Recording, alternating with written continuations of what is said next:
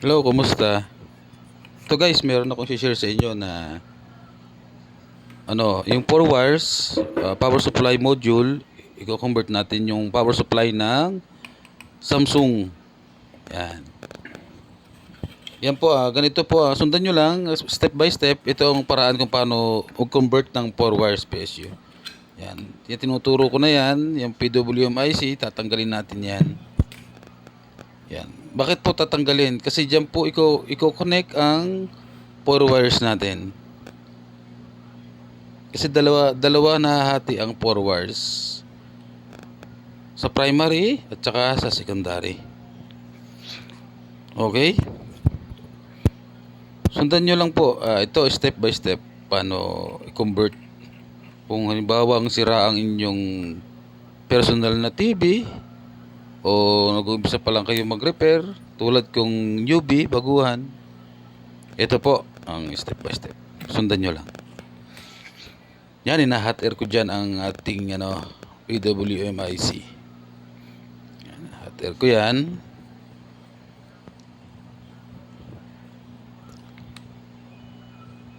Okay. Tiyaga lang po sa sa pagtatanggal. Pwede niyo naman kayo gumamit ng soldering iron dyan. Baka ako kasi mas ko yung hot air.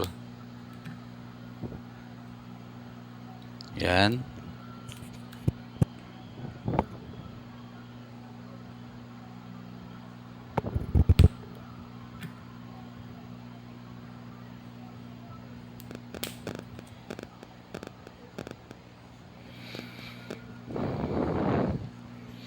Ito pong 4 wires, napakaganda gamitin ito sa mga no power, madalas na no power.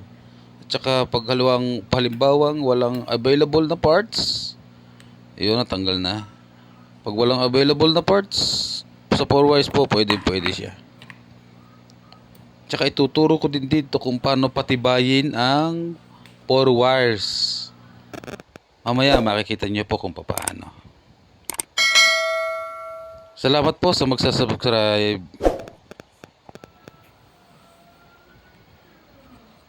Okay, natanggal ko na rin po dyan ang MOSFET.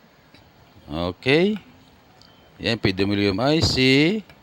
Yan, yung hina-hot air ko kanina. Tapos yan, hindi ko na lang po naipakita. Yan, natanggal ko na po yan. Yung MOSFET niya.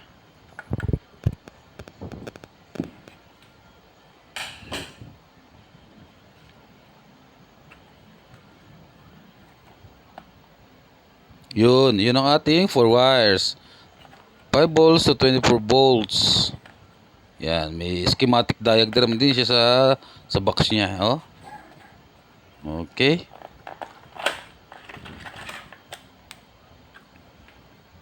Yan. Yan yung ating module. Simula po nang lumabas itong module na to, mas napadali ang pagre-repair kasi pag walang parts, yan po ang napakagandang ikabit. Yan. Yan, yung pong dalawang wire sa primary po yan. Yan, makikita nyo po kung paano i-connect yan mamaya. Sundan nyo lang po at malalaman nyo kung paano gawin. Yan. Dalawang wire din sa secondary. Yun.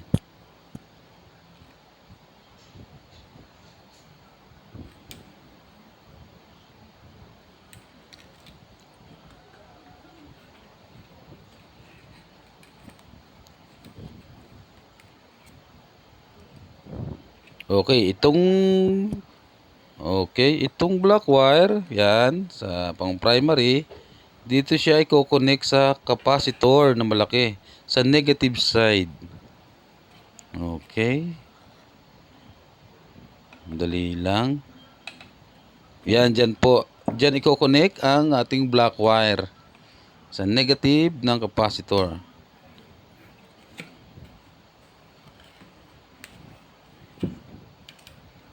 Tandaan nyo po, wag kayo magkakamali sa pagtatap. Para di kayo malito, pakisundan nyo lang po itong video ko na ito. Para sa inyo po ito. Sa makakapanood ng mga baguhan tulad ko. Pasensya na po at hindi nakita sa video, medyo takluban eh. Pero dyan po yan sa may negative. negative ng capacitor. Yun. Lipod ko na.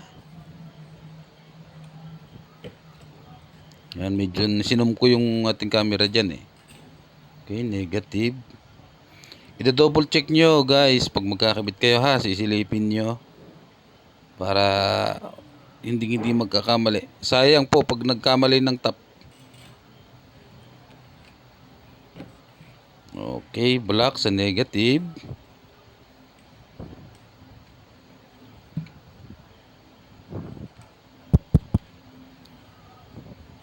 Tapos siya namang red sa drain ng MOSFET. Ano po yung drain? Saan yung drain? Bali tatlo po ang paa ng MOSFET. Yung gitna, yan. Sa gitna, dyan po tayo magtatap ng red wire. Kasi 300 volts po yan. DC ang supply niyan. Okay. Yan, dinadagdagan ko lang ng LED para kumapit yung ating wire.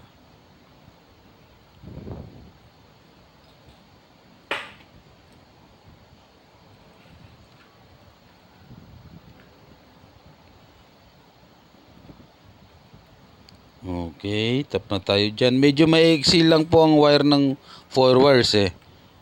Kaya minsan na ginagawa ko dyan, dinuduktungan ko ng wire para medyo humaba. Mamaya dinuktungan ko po yan eh, yung wires, mga wires niya. Yun, nakakabit na ang primary natin.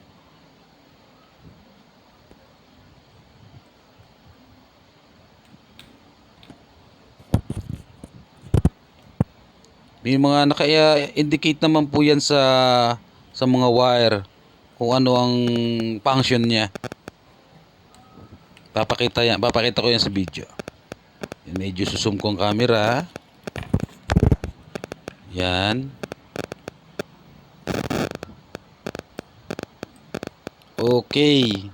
Sa ganito pong model, kung kayo nakabili ng ganitong model, yung gray po niya, kulay gray, ground yan sa ground. Sa secondary ha. Secondary yan, nakalagay naman po yan ground. Dalawang klase po kasi yung 4 wires eh. Pero may guide din naman po doon. Siguro sa mga susunod na video na lang yun. Dito muna tayo sa may, eto, yan. Tapos itong blue, yan, B+, positive supply niya. Okay, yan yung primary, 300 volts, yung red. Yan, sa drain ng MOSFET yan. Tapos yung black niya, yun, ground sa may capacitor na malaki.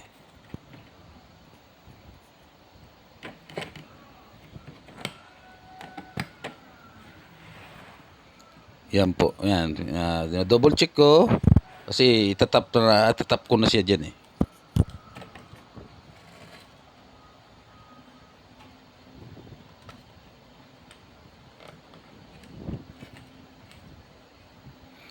Mamaya po ipapakita ko kung paano patitibayin ang 4 wires. Mayroong tayong i-modify na parts dyan.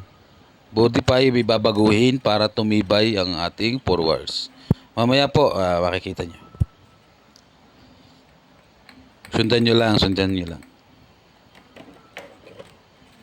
Okay, ito po sa secondary na yan, ground yan, tinuturo ko. Yan, negative ng capacitor, connected to ground.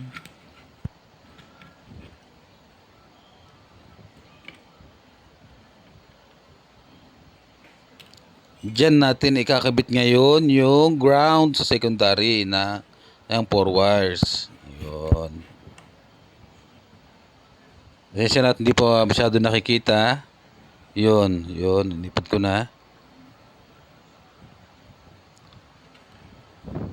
Okay, double check, ko yan.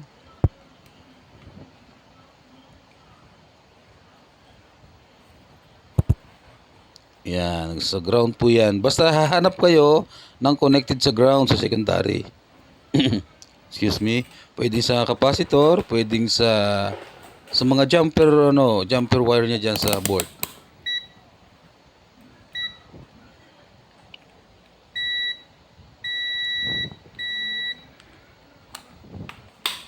Yan, binasort test ko na yun. May continuity siya.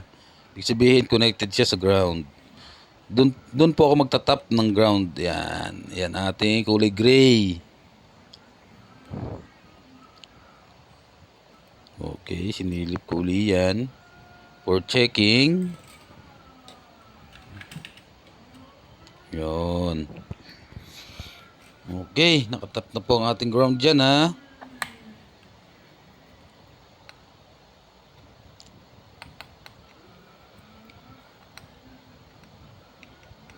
Yan naman po tayo sa supply. Diyan kayo magkakabit sa may diode. Yan, diyan sa may sign na yan. Diyan kayo magkakabit ng positive supply niya. Yan.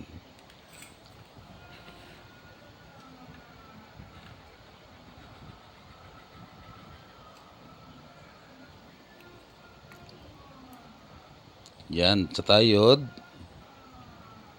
Yan ang bibigay supply sa kanya sa buong secondary. Yan ang pinaka main supply niya, B+ supply. Okay, connected na yung ating wire sa secondary. Yun. Recap muna. Okay. Sa ground, yung black. Red sa drain. Yun. Basta wag lang po kayo magkakamaling magkabit. Ha? Ingat lang kayo pagkakabit. Okay, ground yung gray. Okay. Gusto ating blue, green, blue na color wire. Yeah, sa diode naman siya. Nakatap. Okay.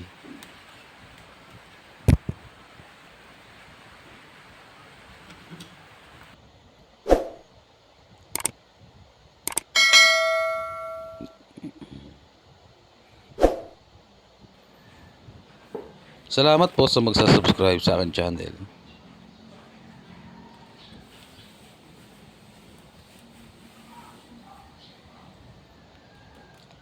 Ito guys, yung sinasabi ko sa inyo na patitibayin natin yung 4 wires. Nakita niyo po yung trimmer na yan, yan ang nagbibigay, yan nag-a-adjust ng voltahe sa secondary. Kasi katagalan nasisira yan, nag-o-open yan, yung trimmer na yan, nasisira ang secondary natin. Yung mga parts susunog. I-modify po natin yan, Yan para tumibay po ang ating 4 wires. Tatanggalin po yung trimmer, papalitan ng resistor. Okay po, yes po, resistor. Ayan, makikita nyo po kung paano, sundan nyo lang.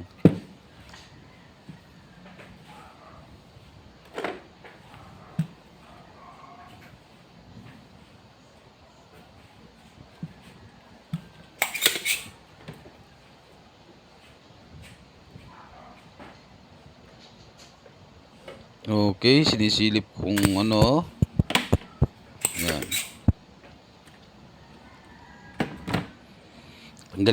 Tanggalin yung trimmer. Yan po kasi pag nag-open yan, susunog, nataas kasi voltahe niyan eh. Pwedeng pag nag-open, pwedeng maging 40 volts, 35 volts, 24 volts. Kaya ang ginagawa ko po dyan, pag may repair ako, pinapalitan ko na kagad siya ng resistor. Kasi mas maganda po ang resistor na ikabit kaysa sa trimmer. Nasasayang ang mainboard pagka na-open yung trimmer na yan. Sayang po, ang daming pyesa na nadadamay. Kasi nag-over voltage na siya eh.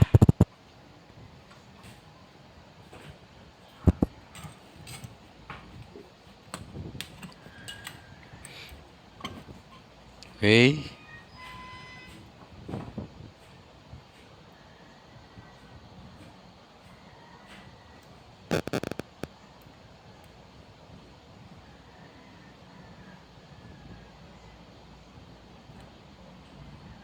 Yun, tanggal na po ang ating trimmer. Ngayon, susukatin nyo naman po siya. Kasi tatlo po yan eh. Yung dalawang pins connected sa isa't isa. Yung isa po niyan nakahiwalay. Yung nakahiwalay tsaka yung isang pin, yan. Yan, dalawa na yan. Diyan, yan po ang inyong tetesterin. Ha, yung gamit ng ano sa resistance check sa tester. Kung ano ang lumabas na resistance, yun po ang ilalagay niyong resistor.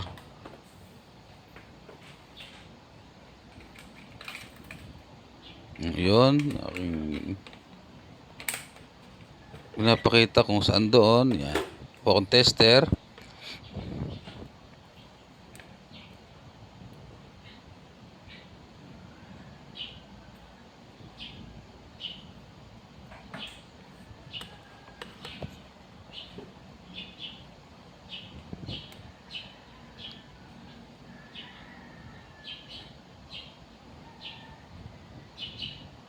Yan guys, ilagay nyo lang sa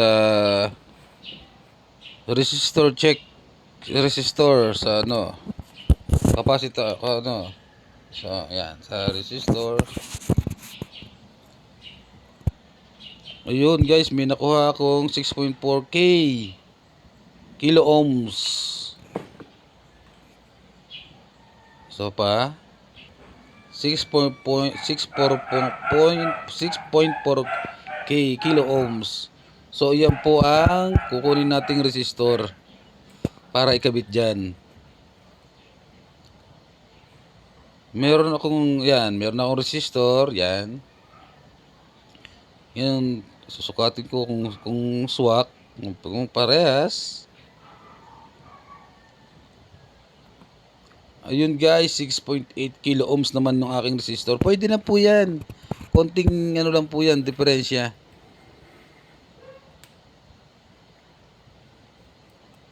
Ayun o, halos ano lang, 3 ohms lang ang tinaas ng aking resistor. Okay na po yan. Konting diferensya lang yan. Huwag lang tataas pa.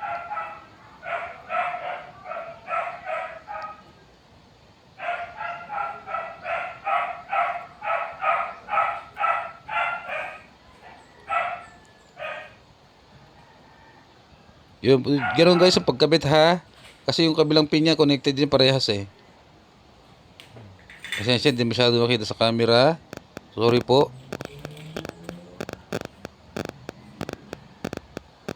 Yun. Ayan na.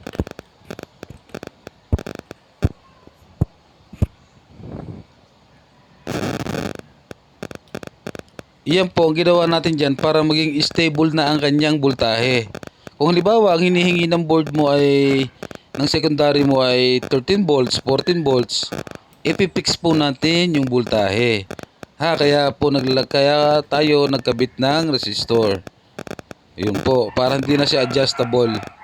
Fixed voltage na po yan. Kaya naglalagay ng resistor sa trimmer. Okay? Good.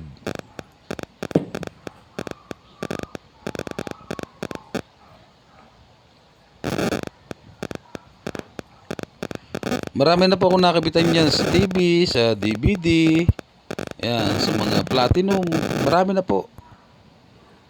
Tested ko na yung 4 wires na yan. At ganyan ang ginagawa ko, pinapunta ko siya ng resistor para mas safe ang secondary ng unit. Yun na, nakabit na. Nakabit ko na.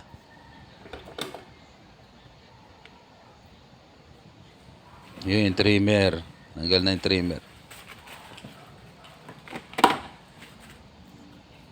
Okay, for testing na po ito. Itong ginawa nating modification. Yan. Modify.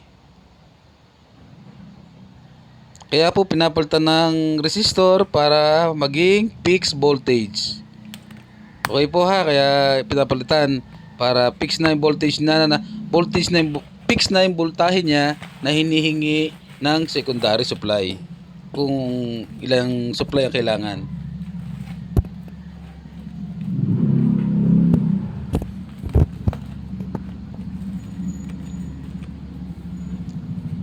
Yun, medyo hinabaan ko dyan ng wire kasi medyo maiksi. Dagdag ako dyan sa 4 wires.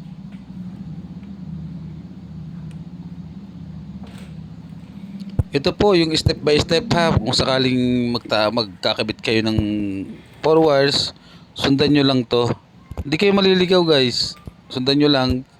Mag-iingat din kayo at baka kayo ba kuryente unang-una ha. Mag-iingat, mag-iingat.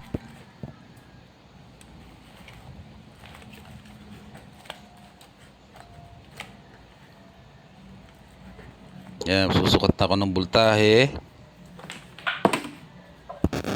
Kunyari, halimbawa, ang hinihingi ng secondary ko na supply ay 14 volts, ipipix ko siya sa 14 volts. Gamit yung resistor sa power supply, PSU power supply, 4 wires. 4 wires power supply.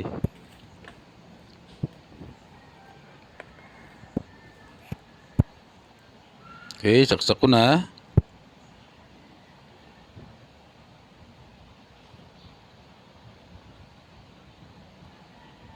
Yan, yan, tingin tayo sa tester. Okay. Yun guys, 14 volts ang inilabas niyang voltahe. Fix na po yan ng voltahe na yan. Yan. Okay, 5.7. Yan po yung mga supply niya sa standby, tsaka doon sa mainboard. Yan. Okay.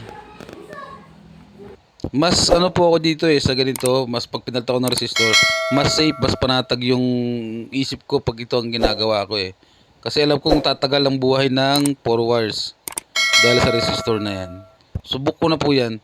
Thank you po sa panonood. Salamat po.